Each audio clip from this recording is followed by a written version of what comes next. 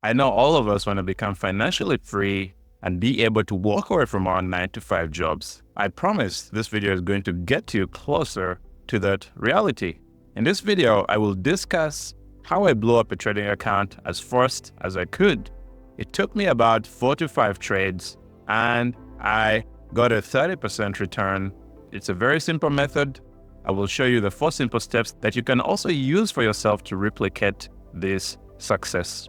For this particular example, I am going to use the gold and the silver stock trades that I took in the last month, as that is opportunity that showed up.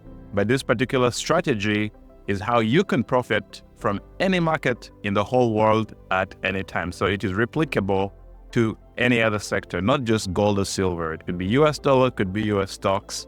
So let's get into it. Now, the first trade was GDXU. I show you how I bought on these 2 trades. It was a buy 1, buy 2. NGD, this is a gold stock. I have my trade 1 and my second trade is still going on today. I discuss and I share this in my newsletter. I have my KGC trade, which is not fully complete. I had a buy here and I had another buy there. So I had 2 buys for this one. I'm still profiting in this one. If you're a beginner and you don't know anything in the stock market, you're still going to be able to learn, as it's very simple. And also, if you're a professional, I'm very sure that it's very unlikely that you have seen how to read market dynamics like this before. Step number 1 is identify trends. The speculator's top task is to identify trends. As a swing trader, you want to identify big trends in the market before they show up. And the fact is that these opportunities do not come often. I said I made 30% in a month, but the fact is that not every month is going to be having such opportunities. It might only come about 3 times, 2 times a year. If we are lucky, 4 times. So your eyes have to be open every time so that you can catch them. I'm going to show you how you can get very good at spotting these trends. The first thing is to set up your chart to spot the best trends. This particular stock is one of the trades that I advise my members to take. It's on its way to gold 2. Of course, we took up some profit here at 24%.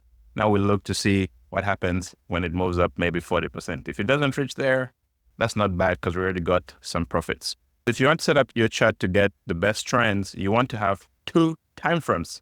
The first time frame is your primary time frame. So I am a swing trader. I use the daily chart.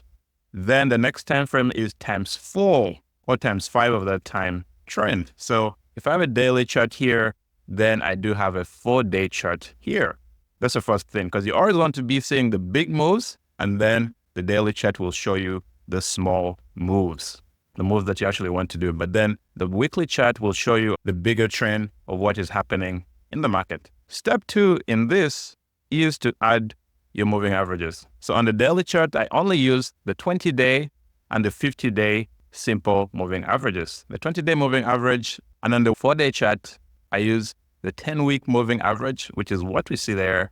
And then I use the 30-week moving average, which would be a 150-day moving average. So these averages help me see what is happening on the bigger time frame of things. The next thing that we want to have on our chart is called IBDRS. So this is just a number that calculates how strong a stock is. The higher the number, the better the stock. And I like to focus on stocks above 20. Now, if it's below 20, it's most likely reversing and it's getting strong. So you want to see a number above 20. And then I do have 1.5 average true ranges, which is normally the risk I take. So I just put them here so that I can always just glance, and it's very easy. I don't have to calculate them. The next thing you want to do is always keep an eye on indices and commodity charts. You can also use the ETFs of these particular commodities or indices to keep track of them. And I'll show you how I did it. I always have my commodities here. For example, this is my gold commodity. This chart always shows me what is happening in gold. The reason why you always want to keep track on these commodities is because whenever you keep track of the bigger picture of things, then you can know which ETFs or which stocks you have to start looking into. So I track US oil, natural gas, and I do have all of the ETFs. So it takes me about 20 minutes to 1 hour to go through all of these charts. I also keep track of all ETFs here. I have so many ETFs, and I also have all the indices. I keep track of them, and I also keep world indices as well. The reason why you want to keep track of all of these indices and all of these commodities is that opportunities in each particular index or commodity is likely to come up maybe once or twice in a year. So you always want to just keep an eye every day. Another really helpful thing is to use the ETFs and the inverse ETFs of those indices or commodities. Gold is an example. So this is the one-time ETF for gold. You can see how it looks like. And then there is an inverse ETF as well. So for ETFs, I like to look at both the long and the short ETF. The reason why you want to look at both the long and the short ETF is that sometimes you might not see a signal on the long ETF, but you can see it on the short ETF. For example, on the short ETF, 3rd of July was a very easy entry. It's a short, it looks very easy to enter. But while on the long ETF, 3rd of July might have been confusing for so many people. So sometimes the inverse ETF can help you see trends that you would otherwise have missed out on the long ETF. Okay. After that, you want to be looking for breakouts and big time reverses. You also want to be looking out for pullbacks and consolidations. In this particular example, I am looking at gold. So when I look at the gold commodity, I'm watching it every day of the year. I see gold had a huge breakout here, and I labeled it on the chart that, hey, there's a breakout here. So this is a good time to get into gold stocks. So this was a very big ride here. Gold went up 17%, which looks very good. But after saying that gold went up 17%, if you went into the gold miners ETF and you bought at that particular time, this thing did 150%. So the reason why we are looking at the long-term picture, if gold starts moving, then we can start looking into the gold ETFs, all the leveraged ETFs. So step 2, as I've already told you, is find related ETFs. So for gold, the related ETFs, we have GLD and GLL. The GLD is a long ETF, GLL is a short ETF. And also you want to find ×2 and ×3 leveraged ETFs, because for commodities like gold, they move very slowly. Some indices do move very fast and you can just trade a ×1 ETF. But the fact is that gold itself, you can see, sure, the 1.5 average true rate is 1.6%. So that means that gold moves around 1% every day, which is a very small move that a lot of people are not going to profit from. But then since it moves 1% per day, then you can get its ×3 ETF, which is shiny, and then you can get a better move. So for example, gold went up 17%. I showed you before. For that same period here, this one went up 58%. So you'd have profited here. You could have made 58% with a 3% risk, right? That's why we want to keep track of all of the ×1 and ×2 and ×3 ETFs. And this is the thing which you just have to set up one time. You don't have to be doing this every day. Like I showed you, I just have my 3 main watch lists. I have commodities, I have ETFs, and I have indices. All of the ones that I want to watch for the whole world. And it only takes me about 30 minutes every day to get through all of them and identify opportunities. After you find a commodity ETF, then you can also find stocks that mine that commodities. For example, we can find gold stocks. And also there are ETFs which are for gold stocks. So we have GDXU and GDXD, which are leveraged ETFs for gold miners. We have DAST and NUGT. And you can use the ETF database website to help you find these stocks. So this ETF website is very helpful. So you can come in here and you can look for gold ETFs. Then it lists for you all of the ETFs. You want to find an ETF that has a good average volume, because there's so many ETFs in the world right now. I don't know what happened. They never used to be famous, but now there's so many ETFs. And some of them have very low volume, so they're not good to be traded. So you want to find one with good volume. So step 3 is you want to find related stocks for that commodity. So I use a formula that I show you here, the IBDRS formula. I showed you, you need to have that formula on your chart, the value. And then that formula will show you how strong a stock is. You want to find something which is above 20. The higher, the better. If something is above 60, that means the stock is very strong. And how does this formula work? You can see it uses closing prices. It takes how strong the stock is compared to how it has been doing in the past. After you get this formula, I'll show you how I use it in TC2000. I come into basic materials here, and then I know gold is here.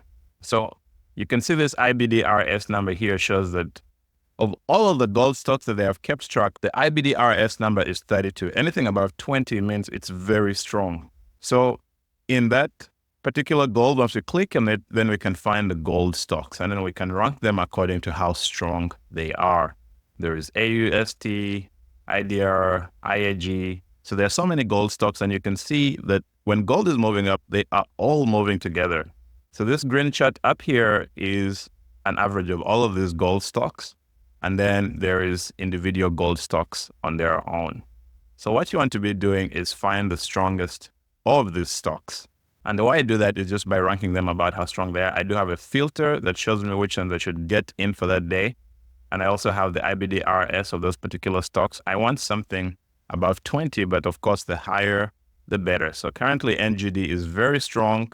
You can see that all gold stocks, so gold stocks here jumped, they went up 11%, but NGD went up 40%. The strongest stocks always have bigger swings, and you can profit more from them compared to every other stock. After you find the strongest stocks, you want to trust the first movers. So if gold is moving, you buy the stock that is moving first, or you buy the stock that is strongest. And currently in this year, I found 5 stocks that were really strong, and I traded about 3 of them. That was NGD, KGC, HMY, EGO, and AGI.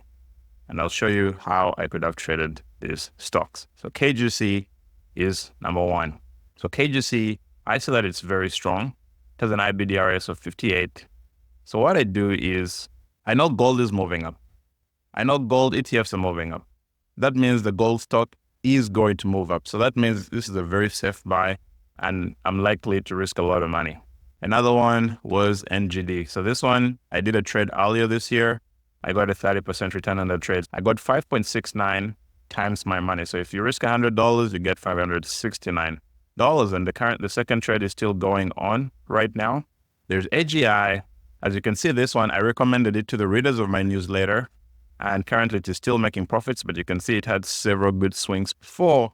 So after you find the stocks, you can start entering them at the right time, and then you can start profiting from them. Step 4 is you must master entries into the stocks.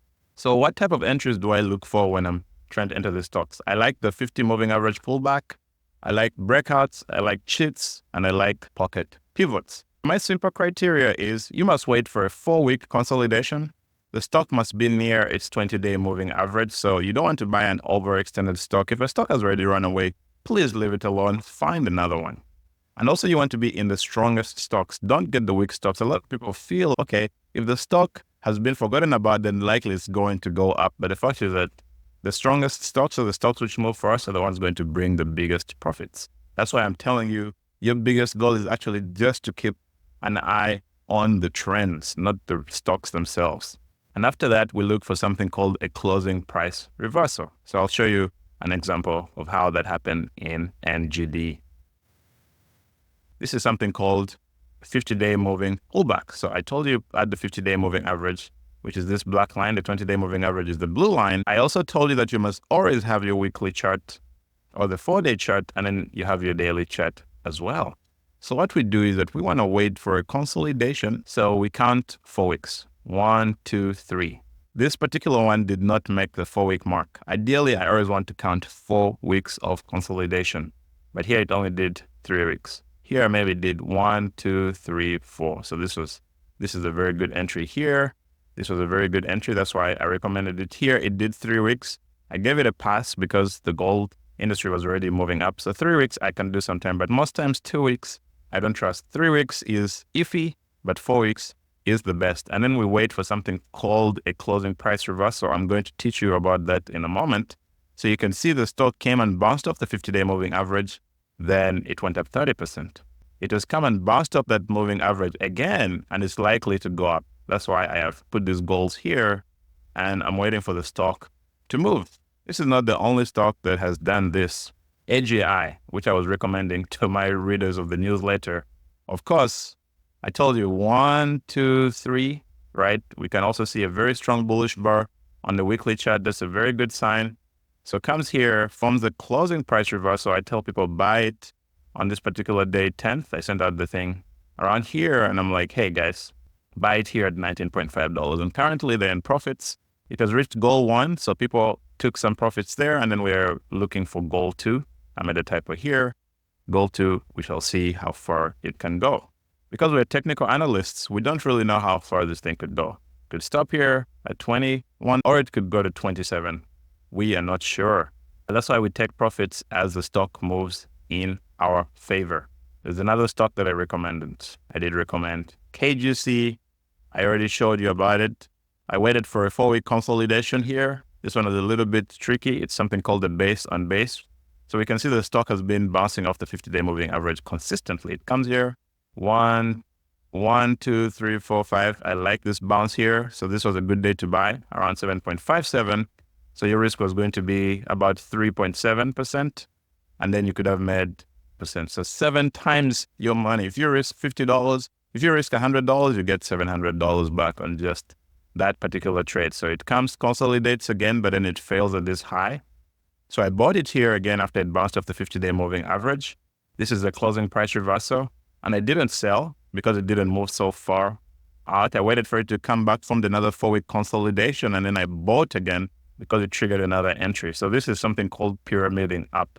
Sometimes when the stock sets up again, you can actually just buy more shares. I normally have 10% of my account in a stock, but for this particular stock, I actually put in 15% of my account, and my average price was around 8.9. I did take some profits here around 10.63, and I'm waiting to see how far the stock is going to go. So what is this thing called a closing price reversal? A closing price reversal is a closing price that signifies that, hey, the trend is changing.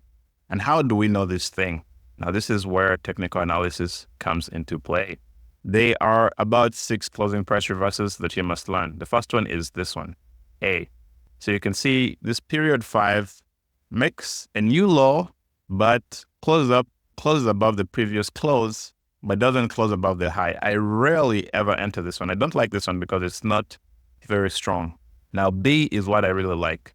I look for a bar that has not formed a new low, right? It's an inside day. So this is a very strong signal. I like to trade this one. The next strong signal is that we have a new low, but then it closes above the high of the previous day. This is a very strong signal. I like this one very much. This one, they have an equal low. So this 3, like this one, the period, this one here, and this one, they're pretty much the same to me. No new low is made, but then we have a close above the previous day's high. Now, these are the strongest signals, and then you can just buy as soon as it goes above this closing price reversal bar.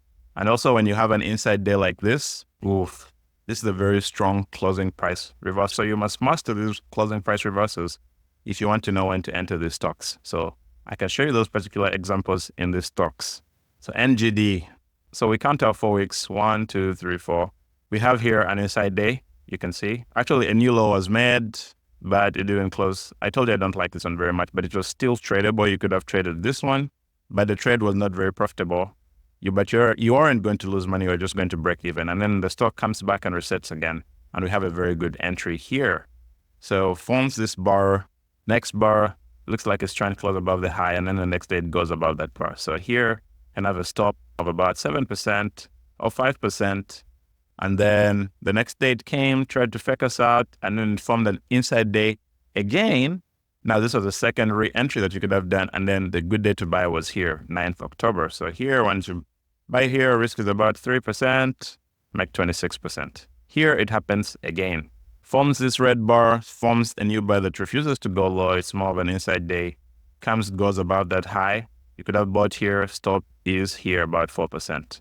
Okay, but doesn't move immediately. Forms an inside bar again, and then you could have entered here again for about 4% risk for a 30% return. And of course, I see that closing price reversal here again. So I wait for my 4 weeks, look for the closing price reversal near the 50-day moving average, forms my closing price reversal here. That's when I tell people, hey, buy it again here immediately. So yeah. And normally closing price reversals are also way better if they're above the 20-day moving average, right? So here we can see, I like when the closing price reversal is above the 20-day moving average. So for example, this one, once it jumped up above the 20-day moving average, that was very good entry for me. We can see it in AGI as well, the stock. You can see a closing price reversal here, you just buy. So this is how you profit in the market. So after you've mastered your closing price reversals, now the next step is to manage your trades and learn how to take a profit. So you must always manage your risk. I normally use 1.5 average true range as my risk maximum, and I don't risk any more than 1% on any trade. The fact is that I actually I'm a chicken. I only risk about 0.5% of my account on a trade, right? And then I normally will put 1% if I'm pyramiding up. The next thing is to safely pyramid up when it looks very safe, like I showed you in KGC, and make sure you take profits. I normally cut my position by a third or a half when it moves 2 risks in my favor. And 1 risk is 1.5 average true ranges. So if it moves 3 average true ranges in my favor, I will normally reduce my trade by a half or a third.